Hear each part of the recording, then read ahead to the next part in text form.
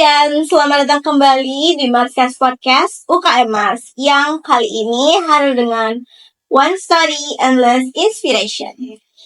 Podcast kali ini bakal nyajiin data yang valid dan juga cerita yang menarik, jadi tetap informatif dan gak ngebosenin. Aku Putri Azalia dari Departemen HRD yang bakal nemenin kalian di episode kali ini. Hari ini kita bakal bahas topik yang pastinya relate banget buat semua mahasiswa tentang gimana sih caranya ngatur waktu biar tetap produktif. Jadi, judul obrolan kita kali ini adalah tips dan trik produktif dalam manajemen waktu untuk meningkatkan produktivitas sebagai mahasiswa. Dan yang bikin makin spesial, hari ini aku nggak sendiri. Hari ini, aku kedatangan narasumber yang super inspiratif, yaitu Kak Ibreza. Sebelum kita mulai ngobrol lebih jauh, boleh dong kakak kenalan dulu sama Marsian yang lagi nonton. Halo semua, perkenalkan saya Ibreza Indra Alhaj, jadi dari jurusan Teknik Elektro Politeknik Negeri Sriwijaya.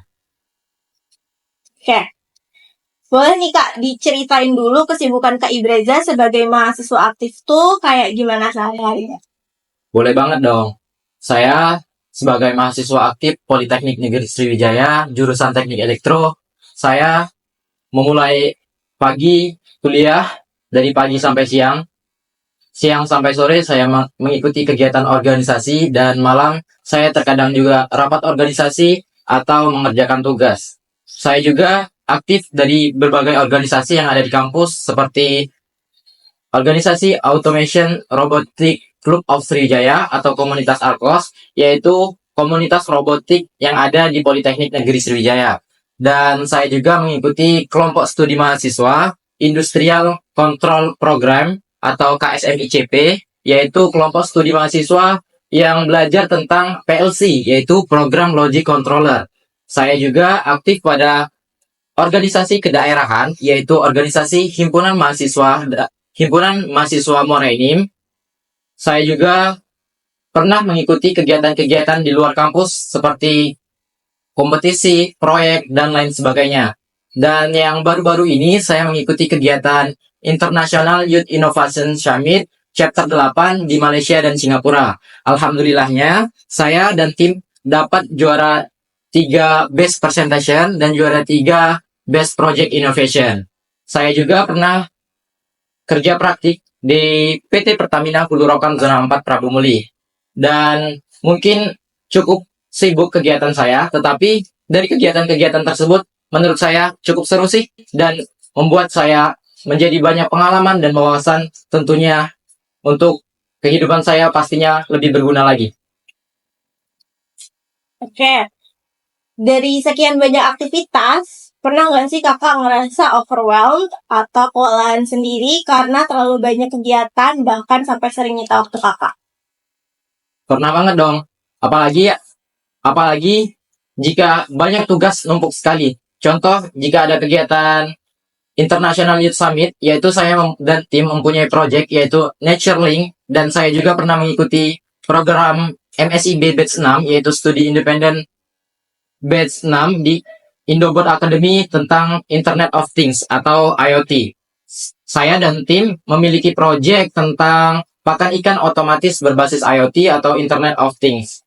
Di situ saya pastinya membutuhkan waktu untuk membagi waktu tentang mulai dari pengkonsepan awal, riset, implementasi, dan dokumentasi. Dan apabila ada tugas kuliah, saya harus memutar waktu lagi, membagi waktu seefisien mungkin. Jadi jangan sampai ada yang ketinggal. Menurut Kak Ibreza, apa sih arti pentingnya manajemen waktu bagi mahasiswa? Terus kapan kakak mulai sadar pentingnya ngatur waktu dengan baik? Jadi menurut saya, memanajemen waktu itu sangat penting. Jadi waktu itu perlu kita atur, bukan kita yang mengatur waktu, agar kita tidak kewalahan dalam melakukan semua kegiatan atau tugas-tugas yang kita miliki. Jadi saya mulai sadar untuk mengatur waktu ini atau memanajemen waktu ini dari semester 2 sampai 4, di mana saya sedang sibuk-sibuknya atau aktif-aktifnya mengikuti sebuah organisasi yang ada di kampus dan kegiatan di luar kampus tentunya. Jadi mulai dari situ saya sadar bahwa pentingnya memanajemen waktu agar lebih terkoordinir kegiatan saya dan agar saya juga lebih efektif dalam menjalankan suatu kegiatan. Nah, gimana sih caranya kakak biasanya ngatur waktu kuliah, organisasi, dan waktu istirahat? Dan ngebedain mana yang prioritas dan mana yang bisa ditunda. Saya membagi waktu kuliah, organisasi, dan kapan waktu istirahat. Dan saya membagi waktunya dari pagi sampai ke siang, saya akan fokus pada perkuliahan. Dari siang ke sore, saya akan fokus pada kegiatan organisasi. Dan dari sore ke malam, saya akan belajar dan untuk istirahat cukup. Jadi kita juga harus tahu kapan tubuh kita ini akan bekerja dan tubuh kita akan istirahat. Tubuh kita ini juga perlu diperhatikan, jadi jangan sampai tubuh kita ini capek, jadi perlu juga istirahat. Jangan memaksakan diri kita sendiri.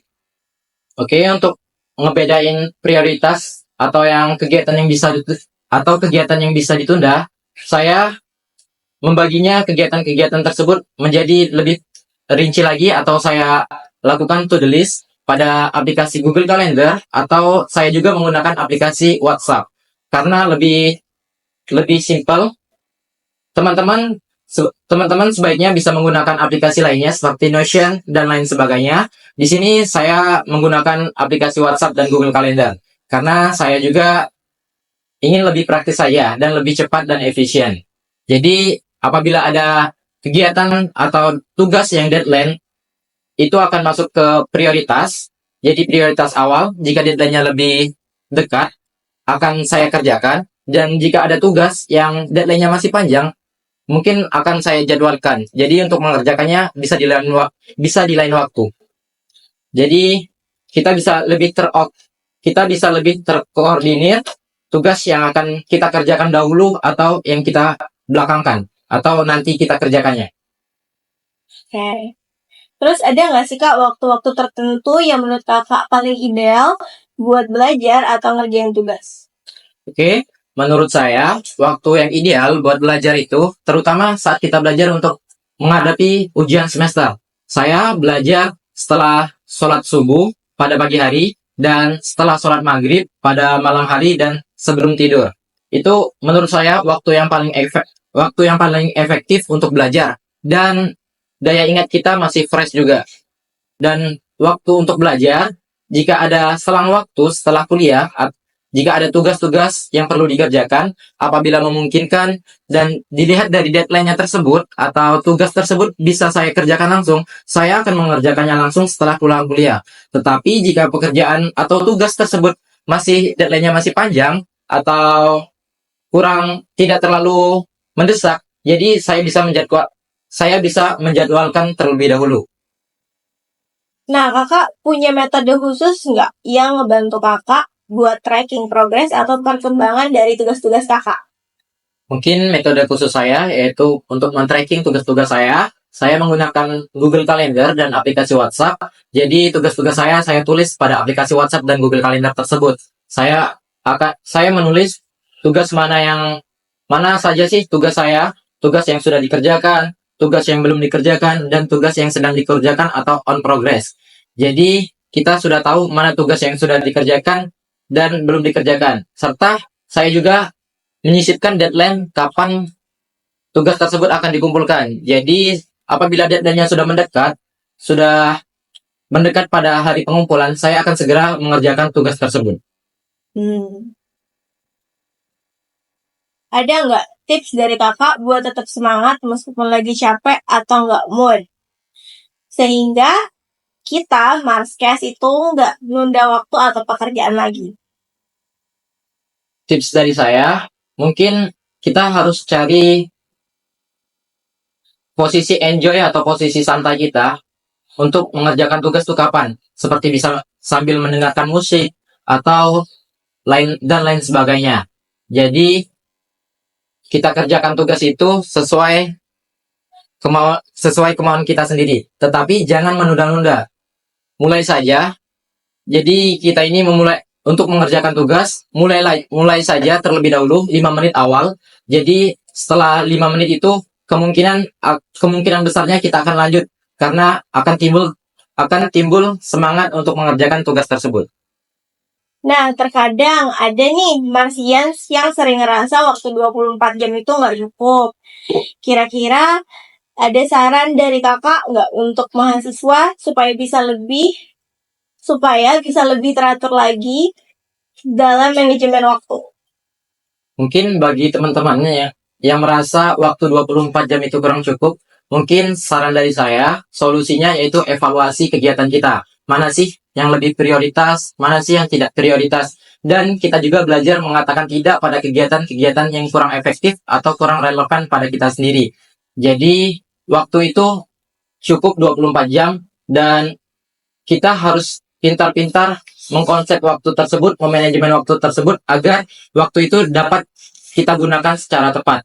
Jadi, kita harus mengatur waktu tersebut, bukan waktu yang mengatur kita. Apa sih kunci utama buat bisa tetap aktif tanpa kehilangan waktu istirahat? Kunci utamanya, kita harus memahami potensi diri kita sendiri. Jadi, kita harus mengetahui kapan waktunya tubuh kita akan bekerja dan kapan tubuh kita istirahat. Jadi kita juga perlu memperhatikan tubuh kita. Tubuh kita juga perlu di recharge energi. Jadi sesekali kita luangkan waktu pada 1 minggu sekali untuk tidak ada kegiatan yang keras atau kegiatan dengan membutuhkan tenaga yang lebih. Jadi kita harus recharge juga. Dan juga saat belajar juga kita harus menanamkan konsep seperti kalau saya sendiri 30 menit belajar, 5 menit refreshing seperti scroll TikTok atau main game atau dan lain sebagainya. Jadi otak kita juga tidak tertekan, tubuh kita juga akan tetap sehat secara mental dan fisik. Jadi intinya kita harus memperhatikan juga tubuh kita. Jangan sampai kita kelelahan dan jangan sampai kita walaupun banyak kegiatan kita selalu melakukan kegiatan tersebut tanpa memikirkan kondisi kesehatan tubuh kita. Jadi penting sekali kita untuk memperhatikan kesehatan tubuh kita, kesehatan fisik dan mental tentunya. Oke. Nah, kakak punya nggak satu kalimat motivasi untuk Marsians yang lagi struggling ngatur waktu? Mungkin mulai saja dulu, jangan tunggu semangat datang, karena semangat itu akan datang apabila kita sudah memulai. Terakhir nih, kalau disuruh milih satu kata yang menggambarkan hubungan kakak dengan waktu, apa dan kenapa? Kata yang menghubungkan saya dengan waktu mungkin bisa disimpulkan sebagai kemitraan atau partner. Jadi waktu itu bukan saingan bagi kita, karena waktu itu bisa kita jadikan partner atau gandengan untuk mencapai sebuah tujuan. Jadi kita akan berjalan bersamaan dengan waktu tersebut agar bukan waktu yang mengatur kita, tetapi kita yang mengatur waktu. Jadi yang punya kekuatan utama yaitu diri kita, bukan waktu tersebut yang dapat mengatur kita. Wah, makasih banyak ya Kak Ibreza udah mau berbagi cerita dan tips-tips keren soal manajemen waktu. Semoga obrolan kita hari ini bisa bantu teman-teman Marsians jadi lebih paham gimana caranya ngatur waktu lebih baik biar kuliah, organisasi, dan waktu buat diri sendiri jadi seimbang. Ingat ya, produktif bukan berarti harus sibuk, tapi pintar mengelola waktu supaya semuanya berjalan lancar dan tetap sehat jiwa dan raga. Terima kasih juga buat Marsians yang sudah ngedengerin Marscast Podcast episode kali ini. Jangan lupa terapkan tipsnya dan bagikan podcast ini ke teman-teman kalian yang lagi butuh cerita inspiratif supaya makin banyak yang terbantu. Sampai ketemu di episode selanjutnya ya.